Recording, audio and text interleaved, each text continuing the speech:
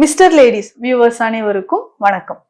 பெண்களுக்கு ஏற்படக்கூடிய பிரச்சனைகள்ல முக்கியமா பார்த்தோம்னா காரணமே தெரியாமல் உடல் வலி இருந்துகிட்டே இருக்குன்னு சொல்லுவாங்க. உடல் வலி அப்படின்னா என்ன ரீசன்னே தெரியலங்க, காலையில எந்திரிச்சாவே உடல் வலி இருந்துகிட்டே இருக்கு.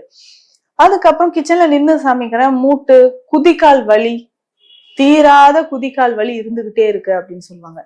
அதுக்கப்புறம் சில பெண்களுக்கு இந்த ஹார்மோன் தொடர்பான பிரச்சனைகள், தைராய்டு சார்ந்த பிரச்சனை சொல்றோம். இப்ப தைராய்டு பிரச்சனை இருக்கும் பொழுது என்ன ஆகுதுன்னா உடல்ல நமக்கே தெரியாம பல மாற்றங்கள், பல பிரச்சனைகள் ஏற்படுறத நம்ம பாக்குறோம். இதுல இந்த மாதிரி தைராய்டு சார்ந்த பிரச்சனைகள் இருந்தா என்ன, உடல் எப்போதுமே ஒரு சோர்வு இருக்கும், அடிச்சு போட்ட மாதிரியே இருக்குங்க.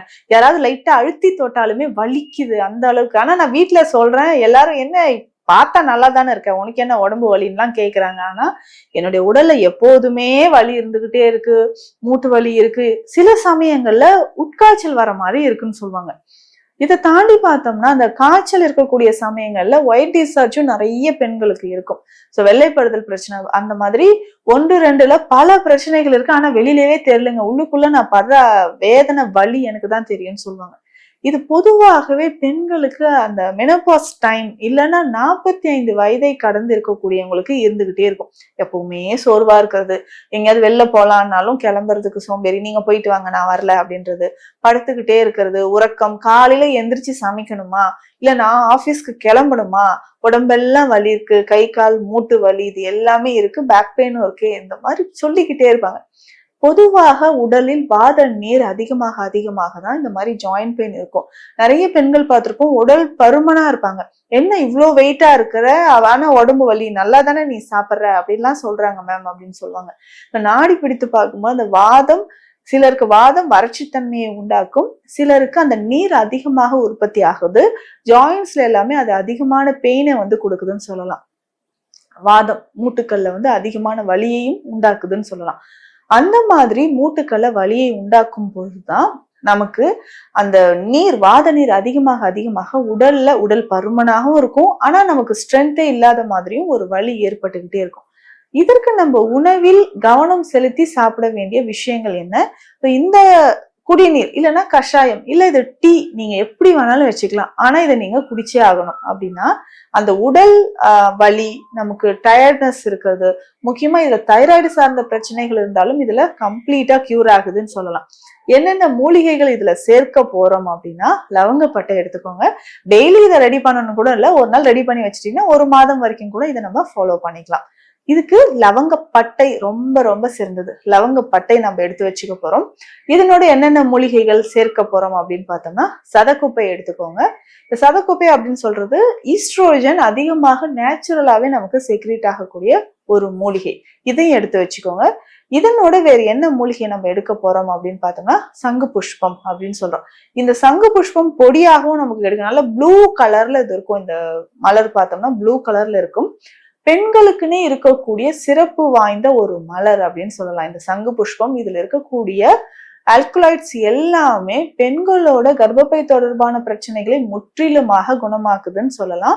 அதே மாதிரி யூரினரி ட்ராக் இன்ஃபெக்ஷன் இருக்கு, வெள்ளைப்படுதல் இருக்கு, இதை சரி செய்யறதுக்கும் இந்த சங்கு புஷ்பம் நமக்கு உதவியாக இருக்கும்.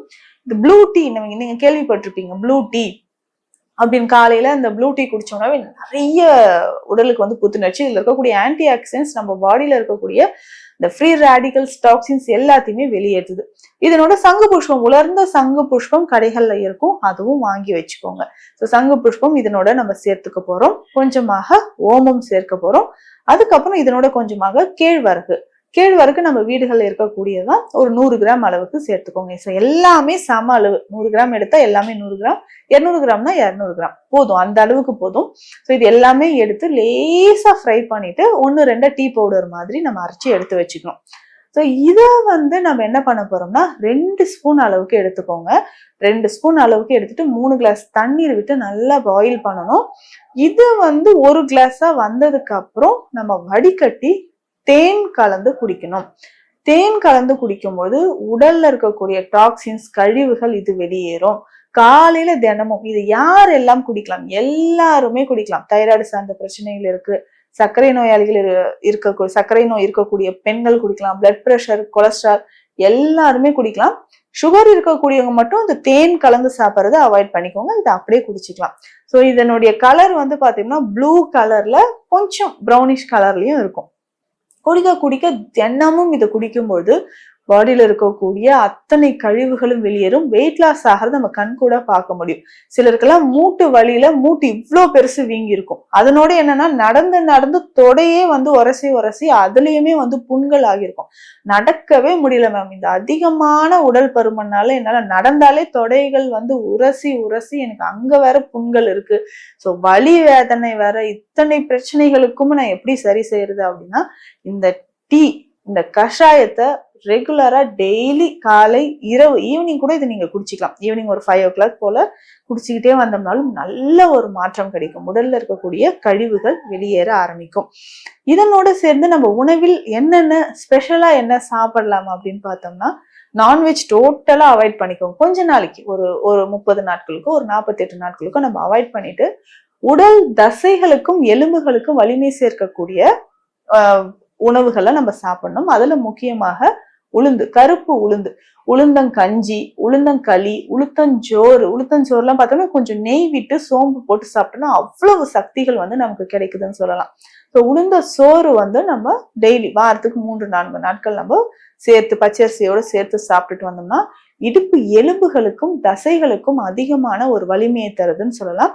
அதே மாதிரி கீரை வகைகள், இந்த கீரை வகைகள் சொல்லும்போது தினமும் ஒரு கீரை சாப்பிட்டுக்கோங்க. இதுல முக்கியமாக அரைக்கீரை, பசலைக்கீரை ரொம்ப ரொம்ப சிறந்தது. எலும்புகளுக்கு வலிமை சேர்க்கக்கூடியது பசலைக்கீரை. அடுத்ததாக இந்த புளிச்சக்கீரை அப்படின்னு சொல்லுவோம். அதிகமான அயன் மற்றும் சுண்ணாம்பு சத்து இருக்கக்கூடியது புளிச்சக்கீரை. இந்த கீரை வகைகளை ஏதாவது ஒரு கீரை, இதுல முக்கியமாக இது எல்லாமே கவனம் செலுத்தி சாப்பிட்டுக்கிட்டே வாங்க. உடல்ல இருக்கக்கூடிய பல பிரச்சனைகள் குணமாகும். பெண்களுக்கு முக்கியமாக சித்த மருத்துவத்தில் சொல்லி இருக்கக்கூடிய இந்த உடல் தாங்க முடியாத வலி, சூளை அப்படின்னு சொல்லுவோம். சூளைனா சூளத்தால் உடல்ல குத்தனா எந்த மாதிரியான ஒரு வலி வேதனை வருமோ அததான் நம்ம வந்து சூளைன்னு சொல்லுவோம். பல நோய்களுக்கு துணை நோயாகவும் இந்த சூளை வருது. இதை வந்து நம்ம ரெடியூஸ் பண்ணணும்னா நம்ம லவங்காதி சூரணம் பயன்படுத்தலாம். இந்த லவங்காதி சூரணம்னா 3 சிட்டிகை அளவு சாப்பிட்டாலே போதும். உடல் உஷ்ணம் வந்து இதுல குறைய ஆரம்பிக்கும். 3 சிட்டிகை அளவு லவங்காதி சூரணம் எடுத்து தேனில் கலந்து நம்ம சாப்பிட்டுக்கிட்டே வந்தோம்னா உடல்ல இருக்கக்கூடிய வலி வேதனைகள் இது எல்லாமே குறைய ஆரம்பிக்கும். நல்ல ஒரு பலன் தெரியும். இப்போ காரணமே இல்லாமல் உடல் வலி இருக்கா அப்படின்னா ரொம்ப சிம்பிளா இதை ஃபாலோ பண்ணுங்க. பெண்கள் மட்டும் இல்ல, நான் சொன்ன இந்த குறிப்பு ஆண்களுக்கும் இந்த மாதிரியான சிம்டம்ஸ் இருந்தா இதை நீங்க தாராளமாக ஃபாலோ பண்ணிக்கலாம். இதை தாண்டி வெள்ளைப்படுதல் பிரச்சனைகள் இருக்கு, உடல் வலி இருக்கு, தைராய்டு சார்ந்த பிரச்சனைகள் இருக்குன்னா அதற்கேற்ற சித்த மருந்துகளும் ஃபாலோ பண்ணிக்கலாம். இந்த பதிவு பெண்கள் அனைவருக்குமே பயனுள்ளதாக இருக்கும் அப்படின்னு நம்புறேன். மீண்டும் அடுத்த பதிவில் சந்திக்கலாம். நன்றி.